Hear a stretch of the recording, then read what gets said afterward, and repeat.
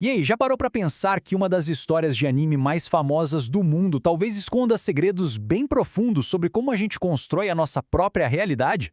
Pois é, hoje vamos mergulhar na jornada épica de Naruto para desvendar uma coisa: o poder da nossa atitude. Bom, para começar, uma pergunta que parece simples, né? Mas que, olha, filósofos, cientistas, todo mundo debate isso há séculos. O que, afinal de contas, é a realidade? O interessante é que em Naruto, a resposta para isso não tá lá fora, no mundo exterior. Tá bem aqui dentro, na forma como cada personagem interpreta esse mundo. E como a gente vai ver, essa percepção interna, nossa, ela é tudo. Pensa assim, ó, é como se cada pessoa usasse um par de óculos com lentes únicas, sabe? Lentes que são coloridas pelas nossas experiências, pelos nossos medos, pelas nossas esperanças. O resultado? Ninguém, absolutamente ninguém, vê o mundo do mesmíssimo jeito. A nossa atitude, ela é basicamente a cor da nossa lente. E pra gente explorar essa ideia a fundo, vamos pegar dois dos personagens mais complexos de Naruto, o próprio Uzumaki Naruto e o Nagato. A história dos dois é quase um espelho, uma refletindo a outra, e mostra como a mesma dor pode, no fim das contas, esculpir destinos completamente opostos. Então fica a pergunta, né? Como é que duas vidas que começaram praticamente no mesmo ponto terminaram em lugares tão, mas tão diferentes? A resposta, e isso é o mais fascinante, não está nos poderes deles, nem nas vitórias. Está no jeito como cada um lidou com a própria dor. Olha só que impressionante. Os dois órfãos de guerra. Os dois conheceram a solidão na pele, a perda mais profunda. Se o ponto de partida é o mesmo, o que é que faz um virar herói e o outro, bom, o vilão da história? A grande virada de chave não está no o que aconteceu com eles, mas sim no como eles reagiram a tudo isso. Vamos olhar primeiro para o caminho do Nagato. A jornada dele é, na real, um estudo de caso perfeito de como o sofrimento, quando não é processado, quando fica ali guardado, pode se transformar numa visão de mundo totalmente sombria e, claro, destrutiva. Essa linha do tempo aqui, ela mostra direitinho como a percepção do Nagato sobre o mundo, aquela lente dele, foi se fechando, se estreitando. Cada tragédia, sabe, desde a morte dos pais até a perda do melhor amigo, Yahiko, não era só um evento triste. Para ele, era uma prova. Uma confirmação da crença dele de que o mundo era, na sua essência, cruel. A esperança foi sendo esmagada, pouco a pouco. E a dor virou a única verdade dele. E essa convicção toda deu origem a uma filosofia, convenhamos, terrível. O raciocínio dele era o seguinte: se a dor é a única língua que esse mundo entende, então eu vou forçar todo mundo a falar essa língua.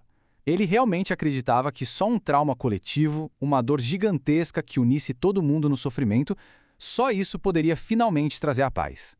Sabe como a psicologia chama isso? Profecia autorrealizável. É um ciclo vicioso. O Nagato acreditava que o mundo era cruel. Então o que ele fez? Agiu com crueldade. E o mundo, claro, em resposta, devolveu para ele exatamente o que ele esperava. Mais ódio, mais dor. No fim, ele mesmo criou a realidade que ele tanto desprezava. Ok, agora vamos virar a moeda. Por que o Naruto enfrentou o mesmíssimo abandono, a mesma solidão, mas a resposta dele, a resposta interna a essa dor, nossa, não poderia ter sido mais diferente? O Naruto não ignorou a dor dele, não. Ele a transformou. A solidão, em vez de o fechar para o mundo, fez o contrário, alimentou uma busca quase desesperada por conexão. A rejeição não o deixou amargo. Ensinou a ele empatia pela dor dos outros. O sofrimento dele virou combustível puro para sua determinação. E essa atitude mais otimista criou um verdadeiro efeito dominó. Pensa bem, enquanto o Nagato precisava impor a visão dele pela força, o Naruto simplesmente irradiava a dele. A esperança do Naruto era quase magnética, sabe? Atraía aliados, transformava até inimigos. Por quê? Porque ele oferecia uma saída, uma alternativa real àquele ciclo de dor sem fim. E quando a gente coloca essas duas jornadas lado a lado, uma pergunta fundamental simplesmente explode na nossa frente. O que é que, no final das contas, define o nosso destino? São as coisas que acontecem com a gente ou é a forma como a gente responde a elas? Olha só esse contraste. De um lado, a lente estreita do Nagato. A dor dele gerou medo, e esse medo o levou a tentar controlar tudo e todos. Do outro, a lente expansiva do Naruto. A dor dele gerou esperança, e essa esperança o levou a buscar conexão. É incrível, a mesma dor, Reações opostas, destinos opostos. Um continuou o ciclo de ódio, o outro quebrou esse ciclo. E o mais legal é que tem um nome para isso. O famoso psicólogo Carl Jung chamava de atitude, mas não no sentido de, seja positivo. Não, é algo mais profundo. É uma predisposição da mente, uma prontidão para reagir de um certo jeito. É quase como um modo padrão nosso. O modo padrão do Nagato era a desconfiança. O do Naruto era a fé. E esse padrão, essa configuração inicial, moldou a realidade de cada um deles. E é aqui que a gente chega no coração da nossa análise. A vida, ela vai trazer dor. Isso é inevitável, é um fato. Mas o desespero é uma escolha. A escolha entre a reação do Nagato e a determinação do Naruto é a escolha que, no fim das contas, cria o mundo em que a gente vive.